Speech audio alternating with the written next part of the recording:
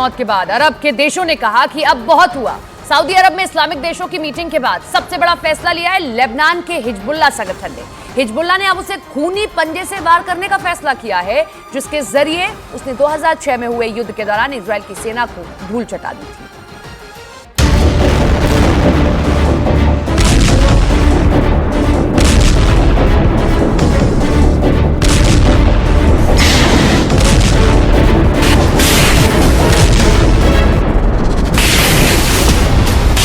Hezbollah की नई warning को इजरायल को बहुत गंभीरता से लेना होगा। हिजबुल्लाह ने अपना पंजा दिखा दिया है। हिजबुल्लाह आगे क्या करने जा रहा है, इस वीडियो में उसके अगले एक्शन का साफ साफ इशारा किया गया है।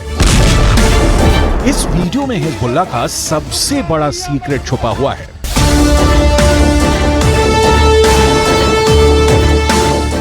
इसे ही हिजबुल्लाह का खूनी पंजा कहा जा रहा है। इस वीडियो में लेबनान के मिलिशिया हिजबुल्लाह की सबसे खतरनाक फोर्स एक्शन में दिखाई दे रही है।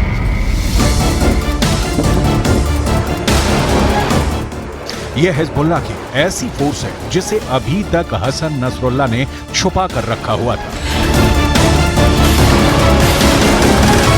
लेकिन अब इसका अंडरग्राउंड वाला दरवाजा खुलने जा रहा है।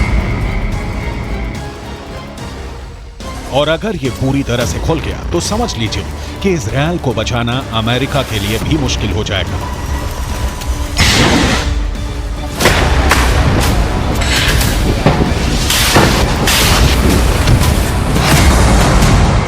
आप इसे हिजबुल्लाह का पंजा कह सकते हैं। इसके टारगेट पर इजरायल है, इसके टारगेट पर अमेरिका है और हर वो ताकत है जो इस वक्त गाजा पर बमबारी में इजरायल का साथ दे रही है। हिजबुल्लाह के महासचिव हसन नसरुल्लाह ने अपने भाषण में ऐसी बात कही है जिससे साफ है कि फिलिस्तीन और इजरायल के बीच चल रहा युद्ध लंबा चलेगा।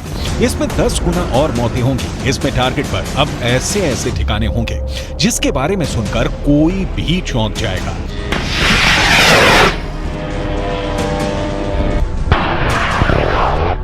इस वक्त हसन नसरुल्लाह के एक एक शब्द को डिकोड करने की जरूरत है, क्योंकि इस बार हिजबुल्लाह ने ऐसा धमकाया है जिसके टारगेट पर सीधे बेंयामिन नेतन्याहू है।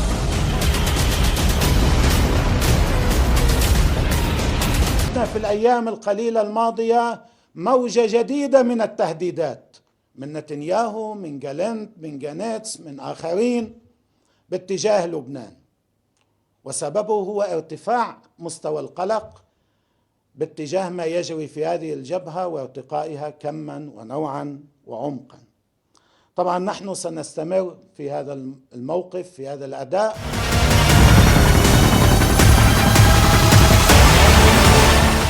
हसन नसरुल्लाह के भाषण के बीच हिजबुल्लाह का नया वीडियो देखकर इजरायल की सेना बहुत ज्यादा हैरान है, क्योंकि हिजबुल्लाह का पंजा अब अमेरिका और इजरायल का खेल बिगाड़ सकता है।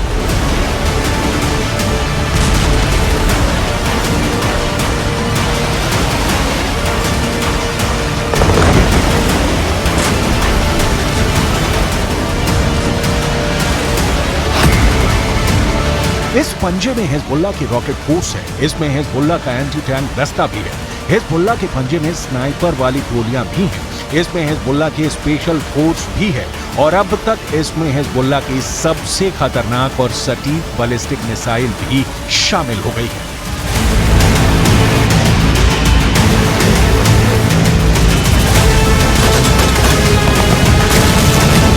ये इशारा हिजबुल्लाह की तरफ से बार बार दिया जा रहा है कि गाजा में बहुत हुआ, अब इजरायल को सबसे बड़ी सजा देने की बारी आ गई है।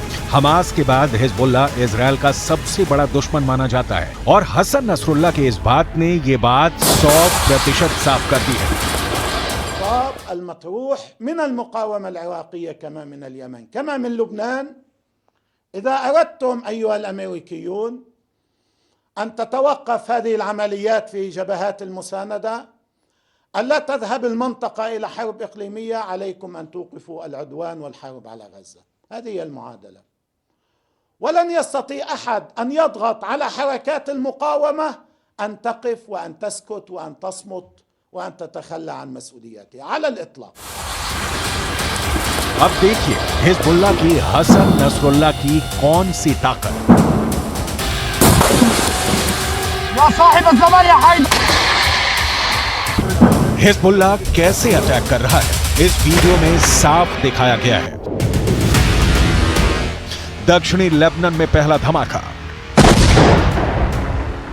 और फिर कुछ सेकंड बाद हुआ दूसरा धमाका। यह लेबनान का गांव कफार किला है और यहां इजरायल ने जमकर बम बरसाए।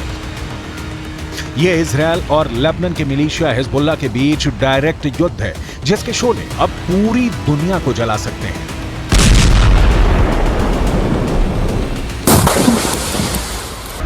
इजरायल और हिजबुल्लाह लड़ाई में हमले दोनों तरफ से हो रहे हैं, रॉकेट दोनों तरफ से दागे जा रहे हैं, तोपखाने दोनों तरफ खुले हुए हैं। लेकिन जब हिजबुल्लाह के ठिकानों पर इजरायल का बम गिरता है तो धमाका बड़ा होता है।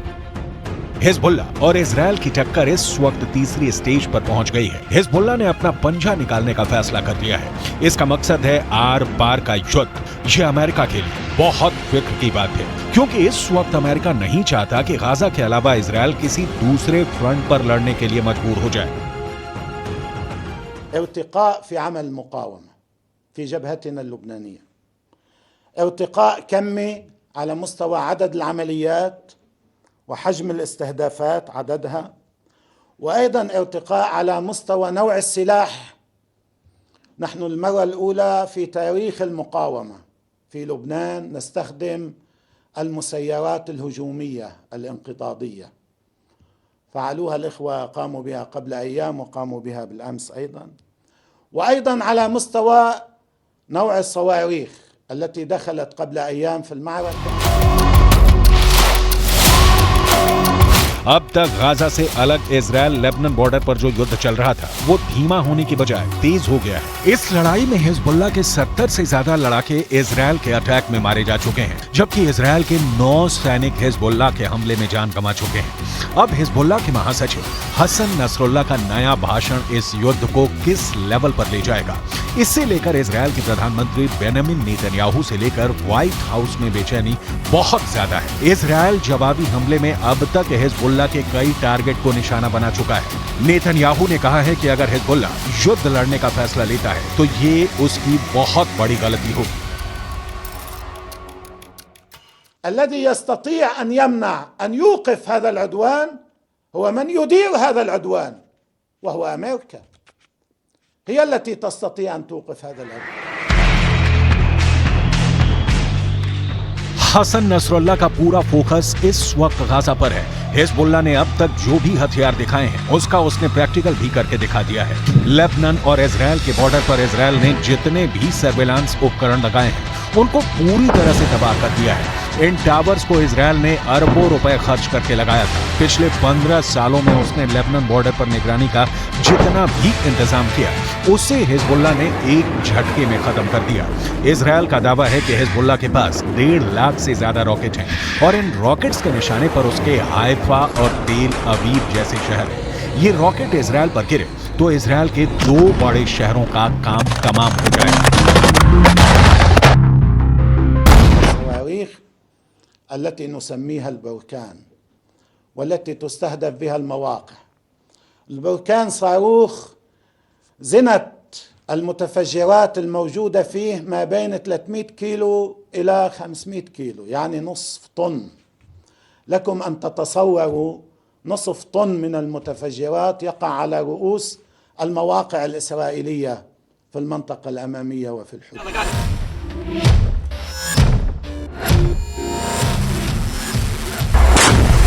लेबनान बॉर्डर पर चल रही लड़ाई से अलग अगर गाजा पट्टी को देखा जाए तो इस वक्त इजरायल की बमबारी में खंडहर बनता जा रहा है। 11,000 लोग मारे जा चुके हैं, इनमें 5,000 तो सिर्फ बच्चे हैं। ऐसे में नेतन्याहू की ये धमकी क्या हिजबुल्लाह को डरा पाएगी? क्योंकि नेतन्याहू ने साफ कर दिया है कि युद्ध करना हिजबुल्लाह की जिंदगी की सबसे बड़ी गलती साबित होगी।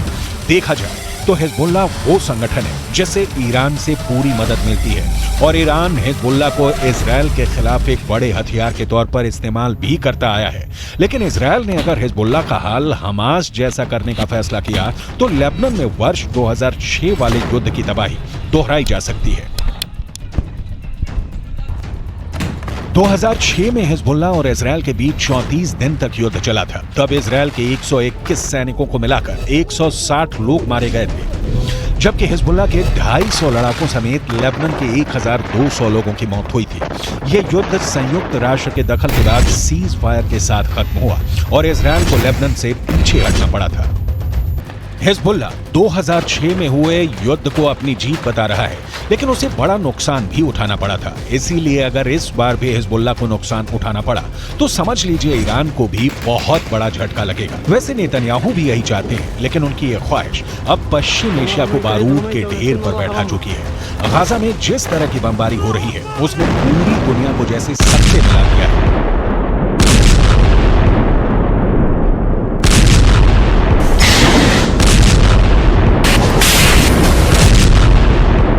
हजारों बच्चों की मौत को लेकर इजरायल इस वक्त कटघरे में है। हमास के चंद लोगों को मारने के लिए उसकी बमबारी में अब तक 11,000 लोगों की मौत हो चुकी है।